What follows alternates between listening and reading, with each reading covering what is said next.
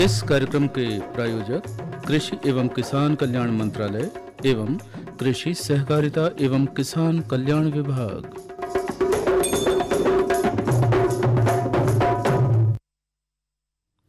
सूरज ने डाला अब अपना डेरा, गर्मी ने भी आकर सबको घेरा। कल तक थी जो छटा निराली, झुलस गई वो सारी हरियाली। धूप झेलना सभी पर पड़े भारी, लगती है छाया सभी को प्यारी। जी हाँ श्रोताओं, इन्हीं पंक्तियों के साथ स्वागत करते हैं आप सभी का आज की किसान वाणी की चौपाल में। आज आपके साथ मैं हूँ पीयूष जैन और मैं योगेंद्र साहू। आप सभी को हमारी राम राम। और पीयूष भैया आपको भी हमारी राम राम। राम राम भैया। तो योगेंद्र भैया, आज क्या लाए हैं आप अपने किसान भाइयों के लिए आज की चौपाल में? पीयूष भैया, आज की बात हम करेंगे प्रधानमंत्री कृषि सिंचाई योजना से लाभान्वित होते किसान, इस विषय पर। हाँ भैया, और भैया आज हमारा मेहमान क्रम भी होगा। बिल्कुल, मेहमान क्रम के अंतर्गत आज के हमारे मेहमान होंगे ग्राम चनिया पांजरा के प्रगतिशील कृषक और पशुपालक मदन गोपाल पटेल, और इनसे भेंटवार्ता होगी पशुपालन और उनके खेती बाड़ी के अपने अनुभव पर। बिल्कुल भैया, इसके साथ होंगे कुछ महत्वपूर्ण संदेश भी, और भैया मनोरंजन करवाएंगे हमारे सभी श्रोताओं का लोक संगीत से। और पीयूष भैया, इन दिनों शादी विवाह बड़े जोर शोर से हो रही है। हाँ। जिससे भी पूछो तो वो यही कहता है कि भैया शादी में जाना है। तो भैया क्यों ना शादी विवाह के माहौल में बढ़िया सा लोकगीत अपने कार्यक्रम में हम सुनवाएं और इस लोकगीत से कार्यक्रम की शुरुआत करें। बिल्कुल बिल्कुल भैया, तो चलिए सुनते हैं देशराज पटेरिया की आवाज में ये लोकगीत। चलिए।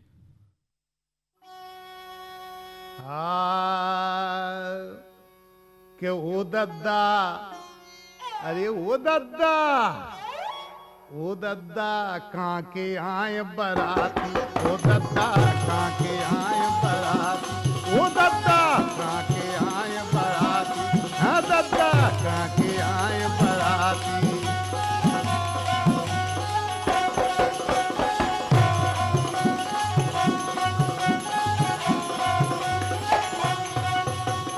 अरे मस्कर आवत पाती, ये दद्दा मस्कर आवत पाती, हाँ हाँ कहाँ के आए बराती, ओ दद्दा कहाँ के आए बराती, ओ दद्दा कहाँ के आए बराती।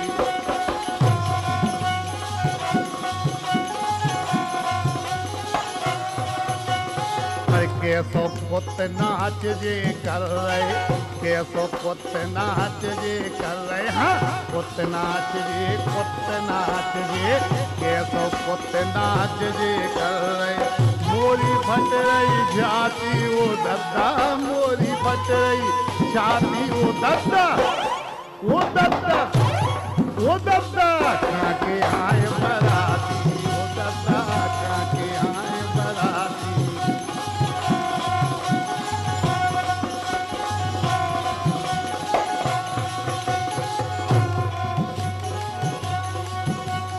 और काटे चीथे लोके नचैया, काटे चीथे लोके नचैया, काटे चीथे लोके नचैया, काटे चीथे लोके नचैया। जब बोतल खुल जाती ओ दद्दा, जब बोतल खुल जाती ओ दद्दा कहाँ के आए बराती, ओ दद्दा कहाँ के आए बराती, ओ दद्दा कहाँ के आए बराती।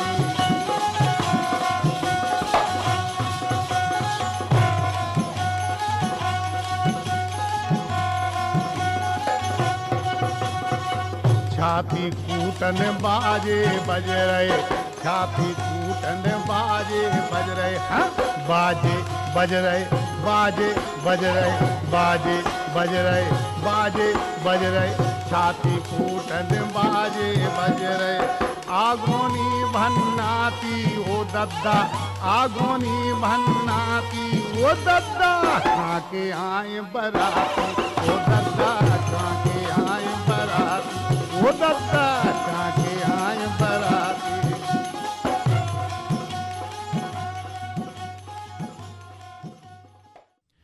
श्रोताओं, इस लोकगीत के बाद अब समय हो गया हमारी आज की बात का, जिसका विषय है प्रधानमंत्री कृषि सिंचाई योजना से लाभान्वित होते किसान। किसान भाइयों, हमारा भारत देश कृषि प्रधान देश है। बिल्कुल। इस देश में ज्यादातर लोग कृषि क्षेत्र से जुड़े हैं और भारत के किसानों की सबसे बड़ी समस्या पानी की कमी से ही होती है।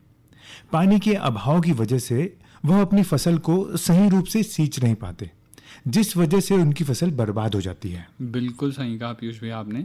देश के हर एक किसान के खेत तक पानी पहुंचाने के लिए केंद्र सरकार ने साल 2015 में प्रधानमंत्री कृषि सिंचाई योजना की शुरुआत की थी और देश की कृषि के एक बड़े हिस्से में सिंचाई के लिए किसानों को बेहद ही मुश्किलों का सामना करना पड़ता है। हाँ।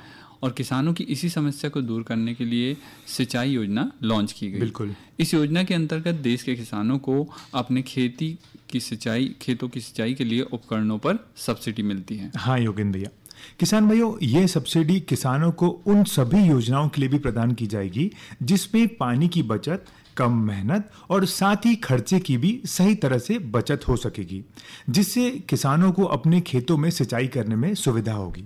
प्रधानमंत्री कृषि सिंचाई योजना केंद्र और राज्य सरकार के समन्वय वाली योजना है और भैया इसके तहत 75% अनुसंधान जो है वो अनुदान जो है वो केंद्र द्वारा और 25% जो खर्च है वो राज्य सरकार वहन करती है। बिल्कुल। इसके तहत इससे ड्रिप स्प्रिंकलर जैसी सिंचाई योजना का भी फायदा किसानों को मिल सकता है। वहीं ऊंचाई वाले कृषि क्षेत्रों में केंद्र सरकार 90% तक खर्च करती है और राज्य सरकारें 10% खर्च वहन करती है। जहां भी सिंचाई के लिए पानी कम है वहां वितरण को ठीक करना इसका लक्ष्य है। बिल्कुल। और भूजल विकास लिफ्ट इरिगेशन के माध्यम से पानी पहुंचाने का काम भी इस योजना के तहत किया जाता है। बिल्कुल भैया। और योगेंद्र भैया, अब अपने किसान भाइयों को बताते हैं इसके उद्देश्य के बारे में। बिल्कुल। जमीनी स्तर पर सिंचाई में निवेश का अभिसरण प्रदान करना जी, ये इसका मुख्य उद्देश्य है। बिल्कुल। साथ ही खेत में जल की पहुंच को बढ़ावा और सुनिश्चित सिंचाई के तहत कृषि भूमि को बढ़ाना, मतलब हर खेत में पानी, ये भी इसका एक मुख्य उद्देश्य है। उचित प्रौद्योगिकियों के और पद्धतियों के माध्यम से जल के बेहतर उपयोग के लिए जल संसाधन का समीकरण, विवरण और इनका दक्ष उपयोग करना, अवधि और सीमा में अपशिष्ट घटनाओं और उपलब्धता वृद्धि के लिए ऑन फॉर्म जल उपयोग जो क्षमता है उसका सुधार करना भी इसका मुख्य उद्देश्य में से एक है। बिल्कुल। और पीयूष भैया, जल संचयन, जल प्रबंधन और किसानों के लिए फसल संयोजन तथा जमीनी स्तर के क्षेत्र कर्मियों से संबंधित विस्तार गतिविधियों को भी प्रोत्साहित करना इसका उद्देश्य है ना। सिंचाई में महत्वपूर्ण निजी निवेशकों को आकर्षित करना, जिस वजह से अवधि में कृषि उत्पादन और उत्पादकता बढ़ेगी और फॉर्म आय में वृद्धि होगी। बिल्कुल। अब अपने किसान भाइयों को बताते हैं इस योजना के लाभ के बारे में। किसान भाइयों, इस योजना के अंतर्गत सिंचाई के लिए किसानों को सब्सिडी प्रदान की जाएगी। बिल्कुल। सिंचाई के लिए जो भी उपकरण किसान अपने खेत में लगाना चाहते हैं, उन उपकरणों को खरीदने के लिए सरकार वित्तीय सहायता प्रदान करेगी। हर वर्ग से संबंधित किसान को इस योजना के तहत लाभ पहुंचाया जाएगा। साथ ही किसानों को जल प्रबंधन की जानकारी भी उपलब्ध करवाई जाएगी। बिल्कुल। और इस योजना से 40 से 50% पानी की बचत होगी। किसानों को नए उपकरणों की जानकारी भी दी जाएगी। जल प्रबंधन, जल सिंचाई की नई नई तकनीकों से अवगत हो पाएंगे हमारे किसान भाई।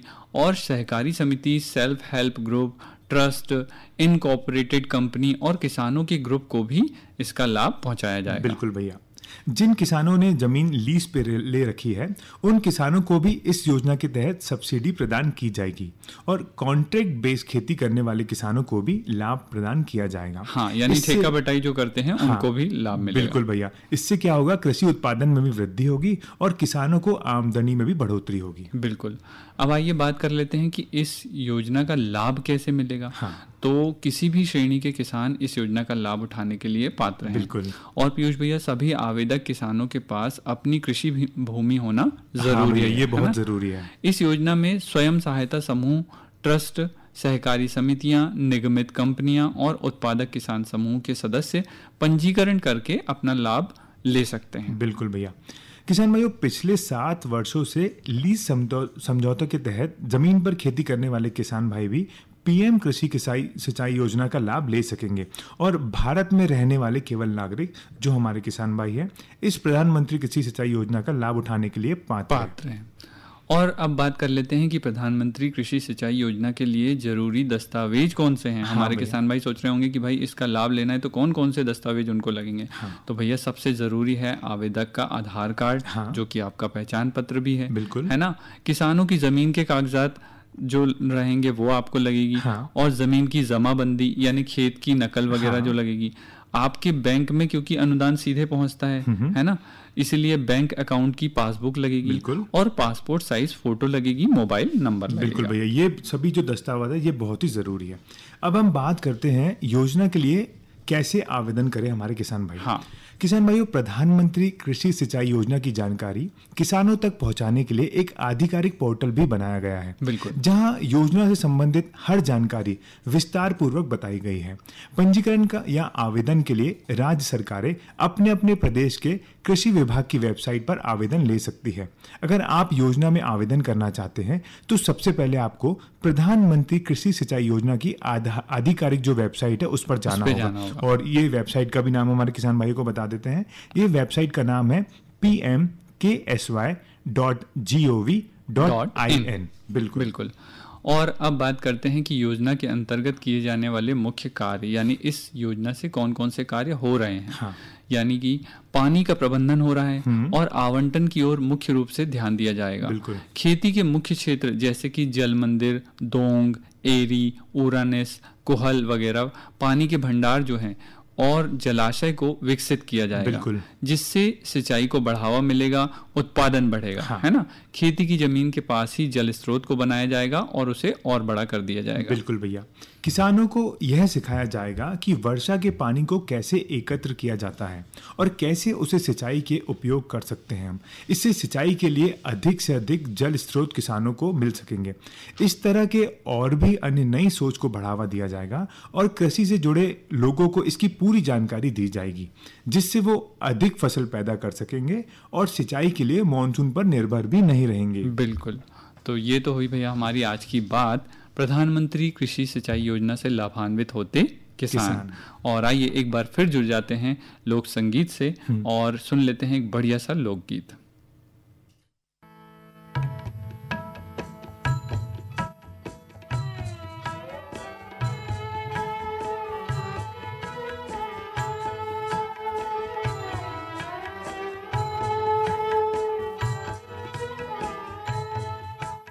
राम भी आया ने लक्ष्मण भी आया, राम भी आया ने लक्ष्मण भी आया, तो भरत भैया जी को घर छोड़ी आया।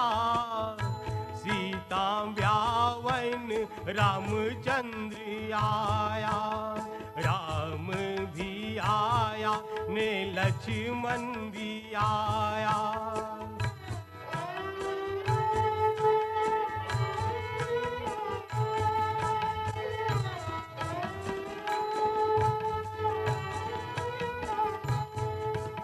शीश बना जी के सेवरार सोए, शीश बना जी के सेवरार सोए, तो लरियारा कारण जनकपुर आया।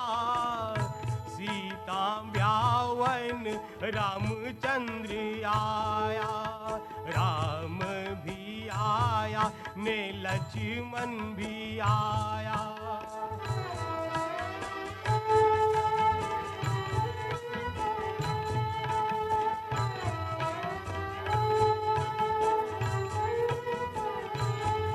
अरे कानारा मोती अयोध्या से लाया, कानारा मोती अयोध्या से लाया, तो बेचारा कारण जनकपुर आया। सीता ब्यावन रामचंद्र आया, राम भी आया ने लक्ष्मण भी आया।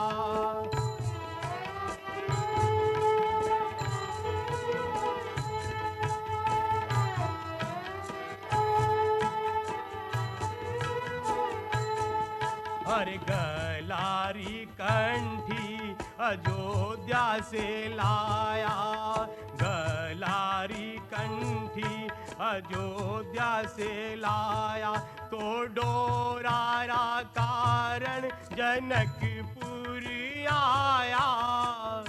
सीता सीता ब्यावन रामचंद्र आया, राम भी आया ने लक्ष्मण भी आया।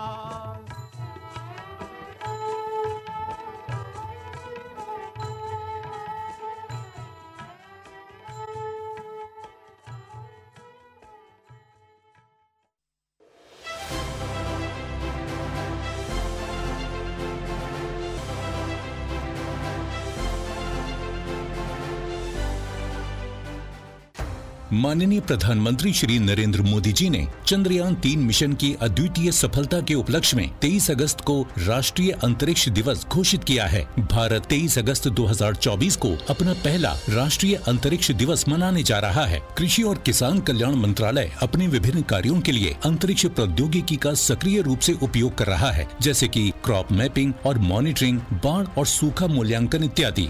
इसी दिशा में आगे बढ़ते हुए मंत्रालय ने एक जियो स्पेशल प्लेटफॉर्म कृषि डिसीजन सपोर्ट सिस्टम विकसित किया है, जिसका उद्घाटन राष्ट्रीय अंतरिक्ष दिवस के अवसर पर किया जा रहा है।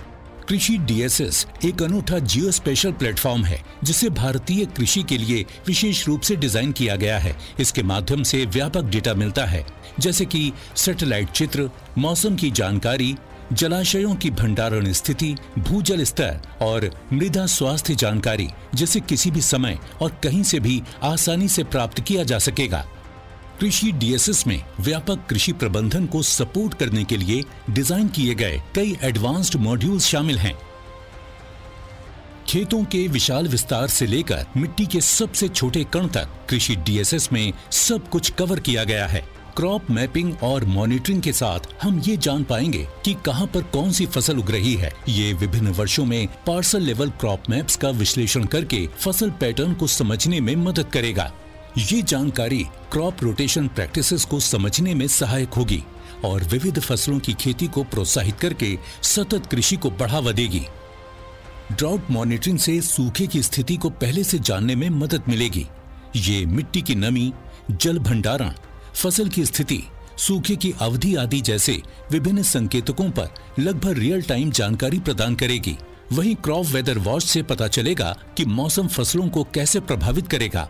इसके साथ साथ ये फसल की कटाई की स्थिति, फसल अवशेषों को जलाने की स्थिति की जानकारी प्रदान करेगा। फील्ड पार्सल सेगमेंटेशन की मदद से सटीक फील्ड पार्सल यूनिट्स बनाएगी, जो प्रत्येक पार्सल की विशिष्ट आवश्यकताओं को समझने और लक्षित हस्तक्षेपों के लिए फसल पैटर्न को समझने में मदद करेगी। पिक्टोरियल एनालिटिक्स के साथ बस एक तस्वीर के माध्यम से कृषि डीएसएस फसल की पहचान कर लेगा।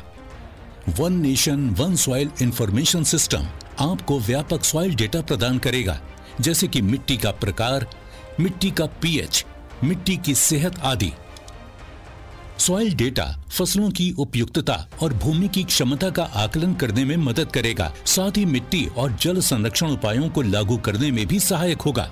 कृषि डीएसएस का ग्राउंड ट्रूथ डेटा लाइब्रेरी शोधकर्ताओं और उद्योग को विभिन्न फसलों के लिए ग्राउंड ट्रूथ डेटा और स्पेक्ट्रल लाइब्रेरीज जैसे आवश्यक संसाधन प्रदान करके नवाचार को बढ़ावा देगा। फ्लड इम्पैक्ट असेसमेंट से लेकर क्रॉप इंश्योरेंस सॉल्यूशंस और कई अन्य पहलुओं तक कृषि डीएसएस एक समग्र समाधान पेश करेगा, जो हमारे किसानों को सशक्त बनाने, हमारी नीतियों का प्रसार करने और हमारे देश के हित में होगा। कृषि डिसीजन सपोर्ट सिस्टम डीएसएस पर उपलब्ध विभिन्न डेटा स्रोतों को एकीकृत करके किसान केंद्रित कई समाधान का, जैसे कि किसानों को उचित व्यक्तिगत सलाह और प्रारंभिक आपदा चेतावनी, जैसे कि पेस्ट अटैक, भारी बारिश, ओलावृष्टि आदि की जानकारी दी जाएगी। कृषि डीएसएस सिर्फ एक पोर्टल नहीं है, बल्कि कृषि में इनोवेशन और सस्टेनेबिलिटी को बढ़ावा देने वाला अत्यंत महत्वपूर्ण माध्यम होगा। आइए हम सब मिलकर भारत के लिए एक मजबूत, स्थायी और समृद्ध कृषि व्यवस्था बनाएं। कृषि डीएसएस सशक्त कृषि की ओर कदम बढ़ाएं। श्रोता, अब समय हो गया हमारे आज के मेहमान क्रम का। आज के मेहमान क्रम में ग्राम चनिया पांजरा के प्रगतिशील कृषक और पशुपालक मदन गोपाल पटेल से पशुपालन और खेतीबाड़ी के अपने अनुभव पर आपको भेंटवार्ता सुनाते हैं। किसान भाइयों, आज हमारे साथ हैं ग्राम चनिया पांजरा के प्रगतिशील कृषक और पशुपालक मदन गोपाल पटेल जी। और आइए इनसे जानते हैं कि ये किस तरह से जैविक खेती को बढ़ावा दे रहे हैं और इन दिनों पशुपालन में क्या सावधानियां रख रहे हैं। भैया राम राम। भैया जयराम जी की। अच्छा मदन गोपाल जी, सबसे पहले तो हम ये जानना चाहेंगे कि आपकी गौशाला में कितने मवेशी हैं और इनके चारे की व्यवस्था आप किस प्रकार से करते हैं। 18 से 20 मवेशी है भैया। दूध हम शहर बेचने जाते हैं। अच्छा भैया, इन दिनों गर्मी बहुत तेज पड़ रही है, तो ऐसे मौसम में पशुओं की देखभाल आप कैसे करते हैं और उनके खान पान की क्या व्यवस्था रखते हैं। भैया सब चारा भूसे की पहले से व्यवस्था करके रखना पड़ता है भैया। सवेरे सबसे पहले तो हम 7 बजे उनको पानी पिलाते हैं, 9 बजे उनको स्नान करवाते हैं। और मैं किसान भाइयों से कहूँगा कि दोपहर में 12 बजे वो भी ना स्नान करवाएं, सवेरे 9 बजे करवाएं और शाम को 7 बजे करवाएं। तो उसको 2 टाइम उसको ठंडक देना है और रात में उसको खुले में बांधें, बाहर धूप में ना बांधें, लू ना लगे उसको। ये अपन को बचा के रखना अपने जानवरों को। और जैसा कि अभी मई चल रहा है तो जून के पहले सप्ताह से लगभग बारिश शुरू हो जाती है, तो आने वाली बरसात के लिए पशुओं को देखते हुए आपने क्या व्यवस्था कर रखी है। बरसात के लिए हमारा पक्का शेड है अंदर। अब फिर पूरे जानवर उस समय फिर अंदर रहते हैं। जब भी थोड़ा बहुत मौसम खुला तो बाहर थोड़ी हवा में बांध देते हैं, उसके बाद फिर अंदर कर देते हैं उनको। अंदर ही खाना पीना करवा के गोबर वोबर अपना साफ करके दूध निकाल लेते हैं। मदन गोपाल जी, यदि आपके पशु बीमार होते हैं, गाय वगैरह, तो इनका इलाज आप कहाँ करवाते हैं, कौन से टीके लगवाते हैं, किस तरह से इनकी देखभाल करते हैं। ये क्या होता है, जैसे मान लो कोई ज़्यादा सीरियस हो जाए, अभी ये जून जुलाई आ रही है तो इसमें अभी एक टंगिया की शिकायत बनती है। एक टंगिया बोलते हैं जिसको, एक टंगिया रोग। तो इसके लिए अभी सरकार हमारे वहाँ से जिला अस्पताल से वहाँ से कर्मचारी आएंगे, पूरे गांव में टीके लगेंगे उसके। तो हम लोग टीके लगवा लेते हैं। फिर उसके बाद में यदि कोई ऐसी गंभीर बीमारी हो गई तो जिला पशु चिकित्सालय से हम वहाँ से चिकित्सक को भी बुला लेते हैं, वो अपने घर में आके, या फिर हम अपनी व्यवस्था से अपने मवेशी को वहाँ ले जाके भी इलाज करवा लेते हैं। अच्छा मदन गोपाल जी, अब बात करते हैं कि आपकी खेती कितनी है और किस तरह की आप फसल लेते हैं। क्या जायद में भी आप फसलें लेते हैं? पानी की कितनी पर्याप्तता है आपके गांव में? मेरे पास 16 एकड़ खेती है। अच्छा, उसमें बरसात में मक्का लगाते हैं और नवंबर दिसंबर में गेहूँ लगाते हैं। अच्छा, आपके गांव पांजरा में पानी की पर्याप्त व्यवस्था है? नहीं भैया, हमारे यहाँ पानी की तो बहुत कमी है। अच्छा, मतलब हमारे यहाँ दिसंबर में पानी ख़त्म हो जाता है। अच्छा, तो गर्मी में हम दूसरी फसल कोई ले ही नहीं पाते। अच्छा, पानी की बहुत समस्या है। जायद की कोई फसल नहीं ले पाते? जायद की फसल नहीं ले पाते। अच्छा, आपके यहाँ खुद के यहाँ बोर वगैरह है? हमारे पास कुआं है, 4 कुआं है, जिसमें से 15 से 20 मिनट पानी चलता है। अपने मवेशियों के लिए घर में भर लेते हैं और बंद कर देते हैं। तो क्या आपके गांव में अन्य लोग भी पशुपालन करते हैं? सब अच्छे लोग हैं, नए लोग हैं, सब अच्छी खेती कर रहे हैं, अच्छा उत्पादन ले रहे हैं। और मैं तो बोलता हूँ कि यहाँ से सबसे ज़्यादा, अभी 10 गाँव में सबसे ज़्यादा हमारे यहाँ पशु मिलेंगे आपको। सब लोग पशु पालते हैं, दूध का अपना व्यापार करते हैं। खेती के साथ साथ पशुपालन भी होता है। बिल्कुल जी भैया। अच्छा मदन गोपाल जी, आप जैविक खेती के बारे में क्या कहना चाहेंगे? गोबर खाद, केचुआ खाद वगैरह का इस्तेमाल भी आप करते हैं, तो किस तरह से करते हैं? गोबर गैस भी लगा के रखे हैं, प्लांट हमारा है गोबर गैस का। केचुआ खाद का प्लांट है हमारे पास में। अच्छा, ये सरकार की तरफ से योजना रहती है उसमें, तो वो हमको अपने पैसे से बनवाएं, लेकिन हमको वहाँ से फिर उसकी सब्सिडी डल गई हमारे अकाउंट में। अच्छा, सीधे आपके खाते में? सीधे हमारे खाते में आ जाती है। बल्कि मैं उसका साइज भी बता दूं, यदि मेरे किसान भाई जो सुन रहे हैं तो वो अपने खुद भी बना सकते हैं उसको। सबसे पहले तो अपन उसको समतल करके नीचे कच्ची मिट्टी में भी उसको बना सकते हैं। तो 8 फीट उसकी लंबाई रहेगी, 1 फीट ऊंचाई रहेगी और 3 फीट चौड़ाई रहेगी। नीचे बिना गिट्टी का फर्श करना है अपन को, खाली सीमेंट और रेत से। अच्छा, और इसमें सरकार अपन को केचुआ देगी, कृषि विस्तार अधिकारी छिंदवाड़ा। हाँ, वहाँ से हमें ये केचुआ मिलेगा। फिर हमको उसकी एक फ़ोटो करवाना है, फार्म जमा होते हैं वो, फिर हम फ़ोटो करवा के वहाँ दे देते हैं, तो वो हमारे अकाउंट में उसकी राशि आ जाती है। अच्छा, और फिर केचुआ मिलते हैं वहाँ से। फिर केचुआ हमको मिलते हैं, 1 किलो केचुआ मिलेगा 1 टैंक के लिए, और वो 45 दिन में उसकी खाद बन जाती है। अच्छा, तो 1 साल में लगभग हम 4 बार उसकी गोबर की खाद निकाल लेते हैं उसमें से, केचुआ खाद बना के। हाँ, तो 1 कुंटल भी मान लो एक बार बन रही तो 1 साल में 1 टंकी से 4 कुंटल गोबर की खाद बन जाती है। आपको केचुआ खाद और रासायनिक खाद में क्या अंतर समझ में आता है? उत्पादन में जैविक खाद का क्या प्रभाव पड़ता है? और जैविक खाद की फसलें तो अब अच्छे दामों में भी बिकने लगी हैं। इसमें उत्पादन ज़्यादा ही है भैया। ये सबसे पहली बात तो हो गई ये है कि हमें कहीं कोई पैसा नहीं देना। हमारे घर में गोबर है, हमारे खेत में कचड़ा है, वो हम उठा के अपनी टंकी में डाल के, मिट्टी डाल के उसको बंद कर देते हैं, केचुआ डाल के, तो ये फ्री में खाद बन गई बिना लागत की। और एक बार टंकी बन गई वो तो चलते रहती है, उसको बार बार बनाना नहीं है, उसको बदल के छान के खाद निकाल लो, फिर उसमें नया कचड़ा, नया गोबर, मिट्टी डाल के उसको बढ़िया बंद कर दो। मैं तो कहूँगा भैया इसमें लागत है ही नहीं, इसको बनाने में लागत नहीं है और खेती में डालने में उत्पादन भी ज़्यादा है इसमें। अच्छा, नरवाई वगैरह जलाते हैं क्या आप? नहीं, हम लोग नहीं जलाते भैया, कुछ लोग जलाते हैं, हम तो रोटावेटर करवा दिए नरवाई में। अच्छा, और डायरेक्ट अब उसकी बोनी करेंगे, गोबर की बहुत खाद। अच्छी बात है कि बहुत जागरूक हैं आप और जैविक तरीके से खेती करते हैं, नरवाई नहीं जलाते हैं। भैया पशुओं के लिए क्या आपने बीमा भी ले रखा है और कौन सी शासन की योजनाओं का आप लाभ ले रहे हैं? हाँ भैया, इनका बीमा होता है 1 वर्ष का, 5 वर्ष का, और बहुत कम प्रीमियम में इनका बीमा हो जाता है। गाय जने, भैंस जने, उसके बाद आप पशु चिकित्सक को बुलाएं, वो बीमा कंपनी के एजेंटों को बुलाते हैं और हमारे घर में आके वो टैग करके चले जाते हैं, बीमा आपका हो जाता है। गाय या भैंस की मृत्यु के पश्चात आपको वो मिल जाएगा, आपकी रिकवरी निकल जाएगी, पेमेंट आपकी वहाँ से आपके अकाउंट में डल जाएगी। और इसमें कहीं कोई भटकने की ज़रूरत नहीं है, कोई फार्मबाजी करने की ज़रूरत नहीं है, सीधे आप पशु चिकित्सक को बताएं, वो आपका पूरा काम कर देंगे।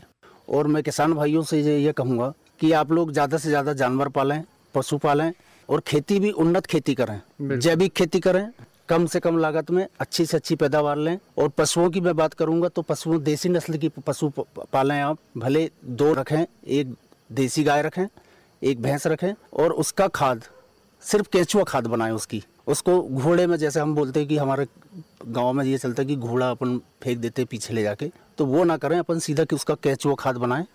45 दिन में खाद बन जाती है, साल भर में वो उससे ज़्यादा खाद बन जाती है। और एक चीज़ और बताना चाहूँगा कि यदि आप पीछे घोड़े पे भी फेंक रहे हैं, उसको कचड़ा भी फेंक रहे हैं झाड़ के, तो वो वैज्ञानिक तरीके से उसका ये है कि उसको 3 फीट से आप बड़ा ना करें। हाँ, 3 फीट से ऊंचा ना करें, चौड़ाई उसकी चाहे जितनी भी हो, 3 फीट उसकी ऊंचाई रखें और उसमें बीच बीच में पानी डालते रहें। बिल्कुल। और जो हमारे केंचुआ खाद के केंचुए हैं वो भी आप उसमें छोड़ सकते हैं। हाँ। तो बिना टंकी के भी केंचुआ खाद हम बना सकते हैं। बिल्कुल। किसान भाइयों, ये थे ग्राम चनिया पांजरा के प्रगतिशील कृषक और पशुपालक मदन गोपाल पटेल जी। बहुत बहुत धन्यवाद मदन गोपाल जी, आपने अपने खेतीबाड़ी के अनुभव हमारे साथ साझा किए, पशुपालन में रखने वाली सावधानी के बारे में बताया। आपका बहुत बहुत धन्यवाद। श्रोताओं, अभी आपने सुना ग्राम चनिया पांजरा के प्रगतिशील कृषक और पशुपालक मदन गोपाल पटेल जी से पशुपालन और खेतीबाड़ी के अपने अनुभव पर भेंटवार्ता। और योगेंद्र भैया, चलिए अब एक महत्वपूर्ण संदेश सुन लेते हैं। चलिए। किसानों की आमदनी में वृद्धि और उनके जीवन में खुशहाली, यही है संकल्प जिसे साकार करने के लिए मिशन मोड में कार्य कर रही है भारत सरकार। इसी दिशा में एक ठोस कदम है ई समृद्धि पोर्टल, जिसे नेफेड ने बनाया है। इस पोर्टल का उद्देश्य पंजीकृत किसानों के लिए फसल की खरीद और पैसे के भुगतान की संपूर्ण प्रक्रिया को सरल और पारदर्शी बनाना है। पोर्टल पर पंजीकरण की प्रक्रिया बेहद आसान है। किसान अपने मोबाइल या कंप्यूटर से ई समृद्धि वेबसाइट या ऐप पर जाकर पंजीकरण कर सकते हैं। पैक्स और एफपीओ के माध्यम से भी पंजीकरण किया जा सकता है। ई समृद्धि पोर्टल पर फार्मर रजिस्ट्रेशन पर क्लिक करें और अपने विवरण और आधार नंबर के साथ पोर्टल पर रजिस्टर करें। ये QR कोड स्कैन करके भी किसान अपना पंजीकरण कर सकते हैं। रजिस्ट्रेशन के उपरांत किसान अपनी उपज को MSP पर नेफेड के माध्यम से बेच सकते हैं और यदि बाजार मूल्य अधिक है तो बाजार में भी बेच सकते हैं।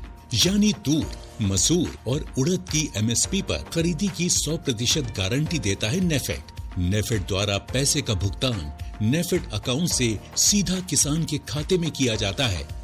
इस प्रक्रिया में नेफेड और किसान के बीच कोई अन्य मध्य एजेंसी नहीं होती है। किसान इस पोर्टल के माध्यम से सरकार द्वारा किसानों के लिए चलाई जा रही कई योजनाओं का लाभ ले सकते हैं। नेफेड से पंजीकृत किसानों को मिलता है फसल के सही दाम पर बिक्री का भरोसा।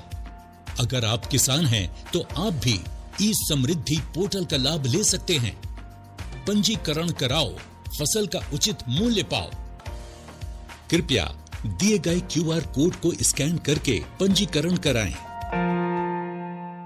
और पीयूष भैया, अब समय हो चला है हमारे किसान भाइयों से विदा लेने का। हाँ भैया। तो मैं योगेंद्र भैया, मैं पीयूष भैया कहते हैं राम राम, जय जवान जय किसान।